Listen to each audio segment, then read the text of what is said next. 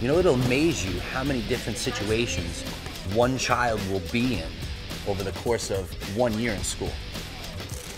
And he needs to call upon that courage, and he needs to call upon that confidence on a daily basis. And if you don't have it, it's going to be very, very difficult to get to where you need to be in life. One of the most important things to remember about bullying is that there are different levels of bullying. And people think that they're going to come to a martial arts school and they're going to learn how to fight, and then we're going to go out and fight bullies. But that's not how it works. A bully doesn't start with physical violence. They don't just come after you and attack you. So what I do is I take a student and I do teach them how to fight. I teach them how to kickbox. I teach them how to grapple, which is defending themselves on the ground. So then they know they have the confidence that if it ever did get to that level, I'd be able to keep myself safe.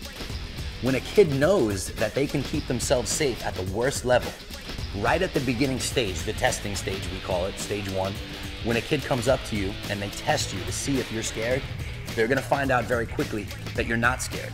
And when you throw your shoulders back and you look at someone in the eyes and you tell them, say, hey, don't call me that name.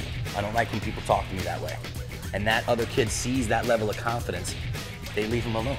Rhythm, rhythm, rhythm. Do it again. Ready? Go. 2, 3, 2. Slide. Go. Before I started getting bullied, and now I'm being not bullied anymore. Most of my kids don't ever have to get to the point where they actually use the physical knowledge that I've given them on another person. We don't ever want it to get to that point. We want them to be able to stop it right at the beginning, stage 1 we call it.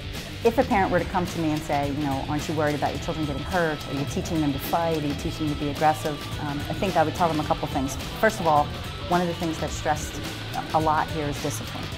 It's not go out on the mat and hit each other, or even when you are in a sparring situation, it's not go crazy and do whatever you want. There are rules.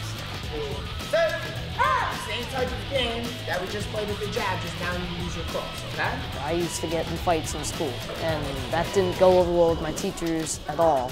A kid that picks on other kids, a lot of people think it's because they have a high level of self-esteem. It's usually the opposite. Usually a kid that picks on other kids and bullying other kids is because they don't really feel truly good about themselves. So even a child like that is more than welcome to come into my school, because I'm going to show them how to build their own confidence so that they don't feel the need that they have to do that anymore. It actually makes you a better person, makes you stand up for yourself, makes you keep your head held high.